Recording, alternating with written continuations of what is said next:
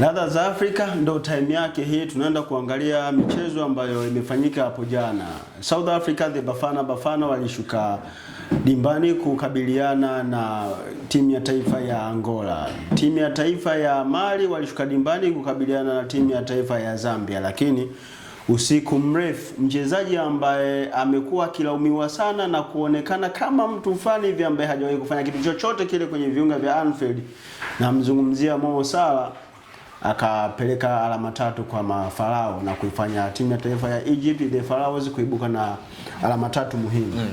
Bonge moja la Roof Rocket kutoka kwa Marmushi kwenye mchezo dhidi ya... Tupige kwanza makofi. Hawa ndo mabingwa wa muda wote wa michuano ya Afrika. Kwa sababu wewe mshabiki wa Egypt, piga basi makofi. Piga makofi.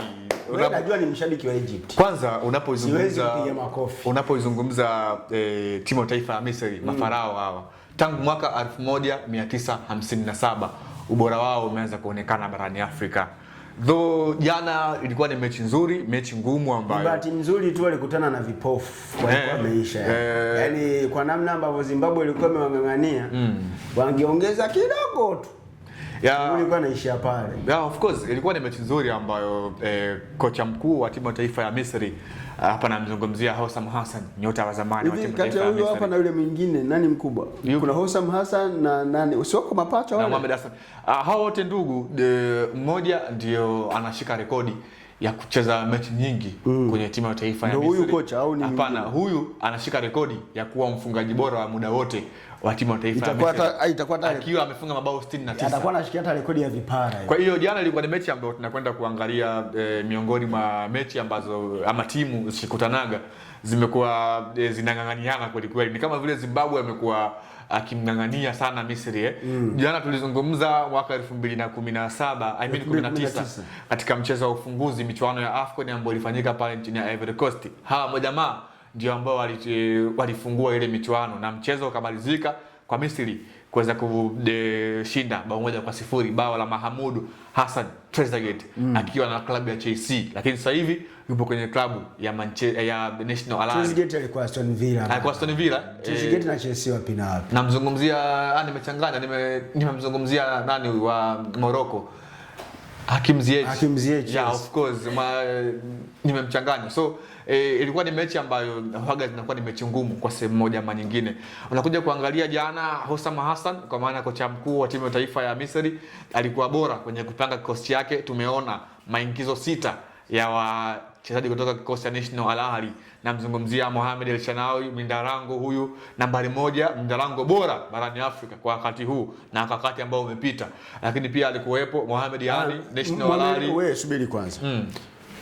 Goalkeeper bora sofa barani Afrika ni Rory Williams. Sasa utuletea huyo El Shanawi, huyo ni bora kutokana na tuzo ambayo yuko na, lakini tunachoangalia ni based on current performance na tuzo ipo kwa nani? Diarra ni bora sio bora?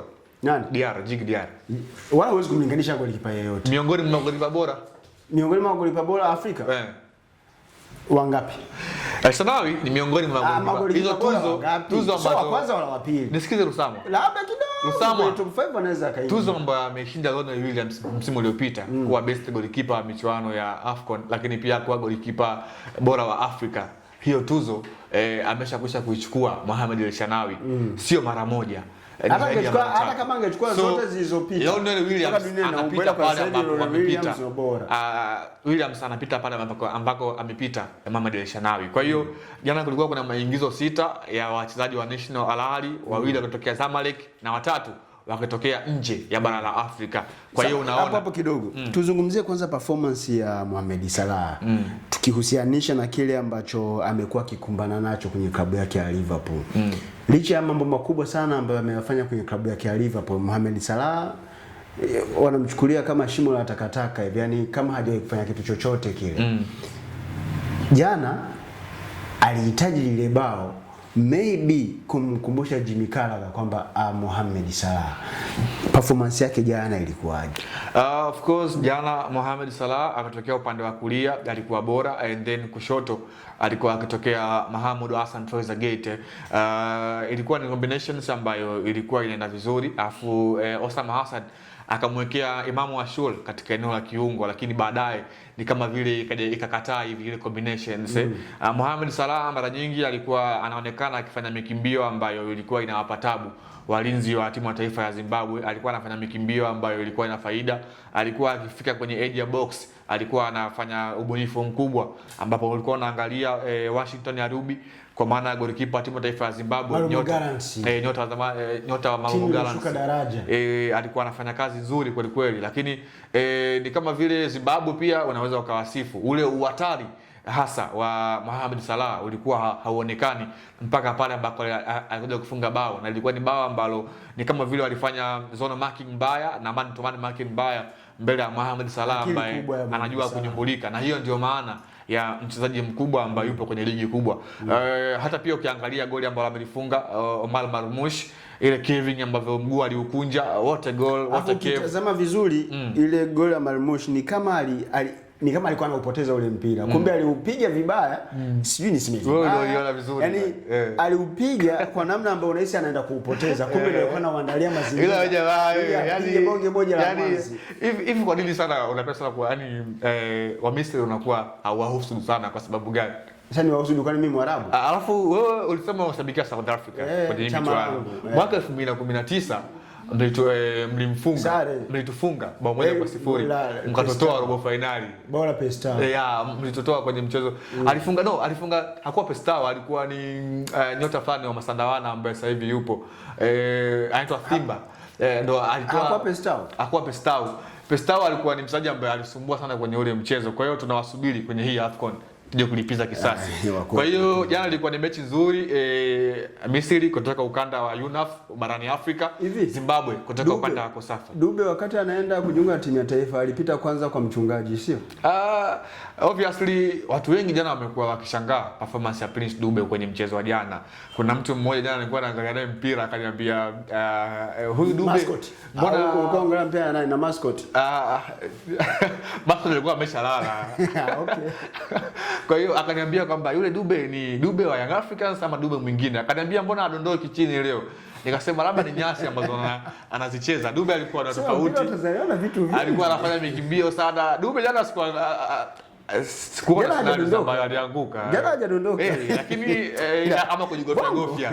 One touch ametuliza, amekevu kule. El Shanawi ameenda lakini wapi. Kwa hiyo Prince Dube ameendelea kuzilisha ubora wake katika michuano ya AFCON, lakini pia kwenye bara la Afrika kwa ujumla, kwamba yeye ni mshambuliaji wa aina gani hasa, na Young Africans wanajivunia yeye kwa sehemu moja ama nyingine kwenye mchezo wa jana. Kwa hiyo ilikuwa ni mechi nzuri ambayo Zimbabwe walitangulia na baadaye Misri wakafanya comeback ya maana ambayo imepatia alama 3 kwenye kundi gumu ambalo nafikiri moja kati ya kundi ambalo tutakwenda kushuhudia miongoni mwa mechi tamu ni hili kundi B ambalo lina timu za Zimbabwe, Misri, Afrika ya Kusini pamoja na Angola. Hili kundi lina members wa Kosafa watatu kwenye hili kundi na Misri akiwa ni mmoja wapo. Sasa kwenye mechi ya Angola, Mali na Zambia kuna mtu kidogo afe. Watu wakasema kumfunga Djigui Diarra haijawahi kuwa kazi nyepesi. Patson Daka. Anasawazisha bao, anaenda kuruka sarakasa nafikia shingo. Tuachane na ile eneo. Kwa nini Mali walipoteza alama kwenye ule mchezo? Of course ilikuwa ni mechi nzuri, mechi ngumu kweli kweli, mechi ambayo ilikuwa tough. Na wale Zambia Mwenyezi Mungu tuendelee kumuomba walau atupe timu ya taifa ambayo inafikia hata kiwango cha Zambia. Mimi nimeshakwambia Leopard, vitu vya kumsingizia Mwenyezi Mungu tuachane nao. Nimemuomba Mwenyezi Mungu. Hatuna mipango. Kwa imani yangu nimemuomba. Mipango hatuna, tutajikuta siku moja tunakaa muda mwingi tunamlaumu Mwenyezi Mungu. Unajua fanya jitihada, Mwenyezi Mungu atakubless. Wewe nilikuwa namwangalia jana nilikuwa namwangalia mshambuliaji mmoja wa timu ya taifa ya Mali. Jezi nambari 17 I think alikuwa anaitwa Lassine Sinayoko. Alikuwa anafanya kazi kubwa kweli kweli, ambaye alifunga bao la kwanza katika timu ya taifa ya Mali.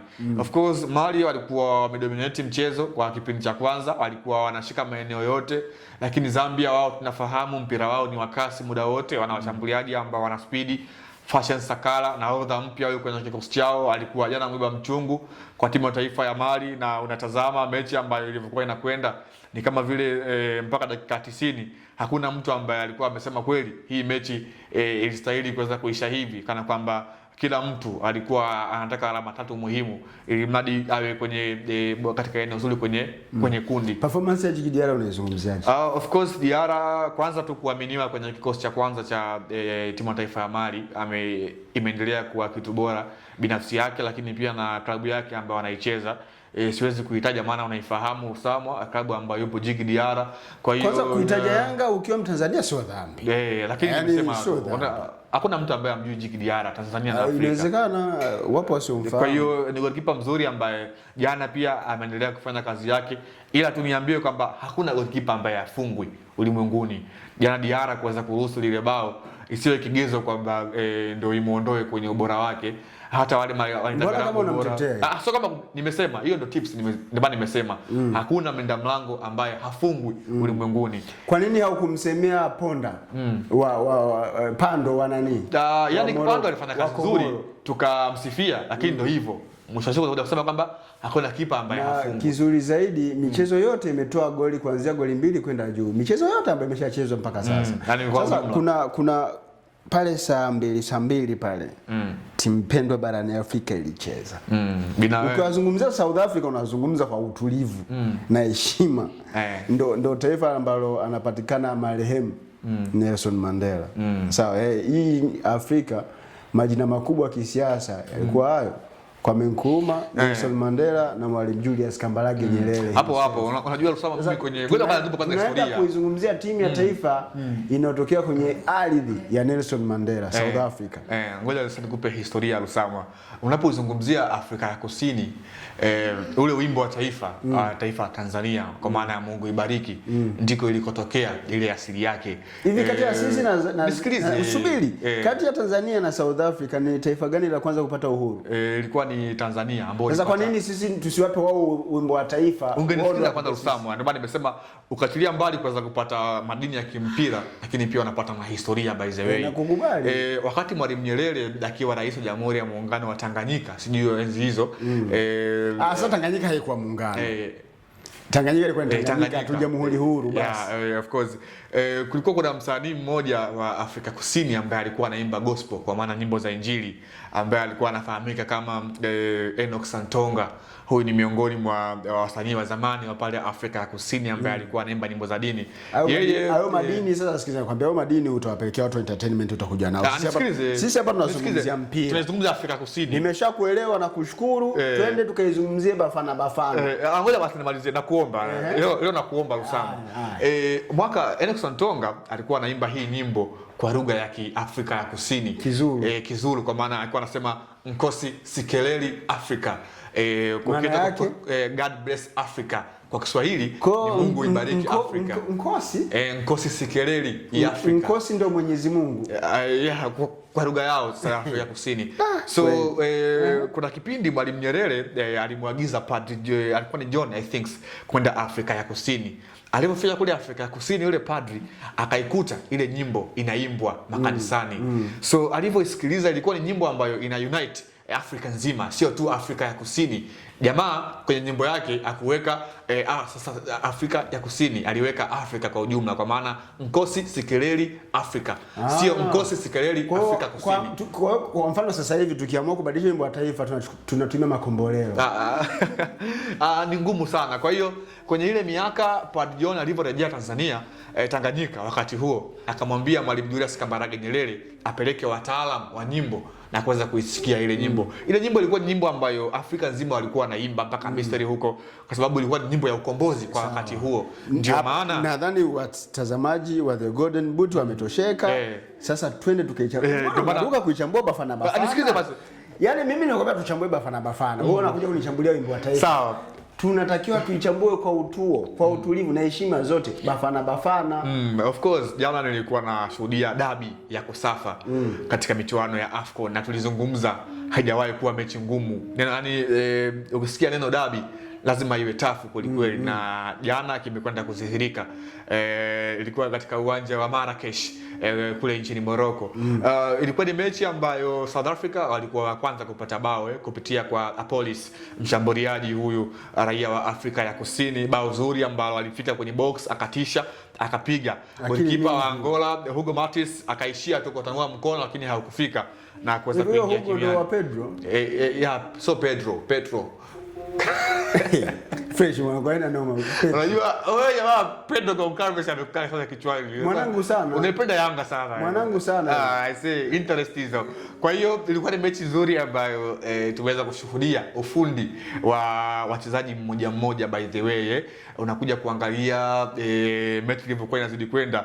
Mimi nilikuwa na enjoy ile battle ambayo ilikuwa katikati mwa uwanja. South Africa walikuwa wanateboho Mokoena. Huyu ni nyota wa klabu ya Masandawane.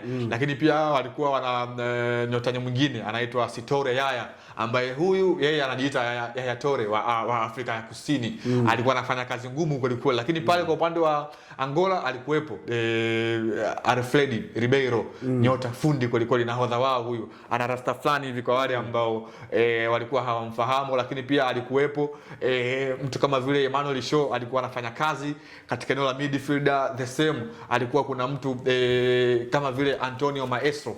Hawa wote walikuwa wanaweka raza katika eneo la midfielder kutokana na ile bato ambayo ilikuwepo pale. I say mpaka sasa hivi hii ndio mechi ambayo binafsi yangu ilikuwa bora. Sinawahusisha Masandawana. Moja kati ya vitu ambavyo ni uhakika wa 100%. Ukiwashuhudia Masandawana unapata ladha iliyotukuka. Yaani wewe ukiona stress zako, una njaa, una kila kitu kinachokusumbua. Tazama mechi ambayo inawahusisha South Africa, Bafana, Amakosi, Majita, yote majina yao. Bafana hiyo boys. Mimi nilisema wa Misuru Saba. Bafana hiyo Leopard. Bafana hiyo ni next time tutakutana kwenye ladha za Afrika. Leopard leo hayuko sawa.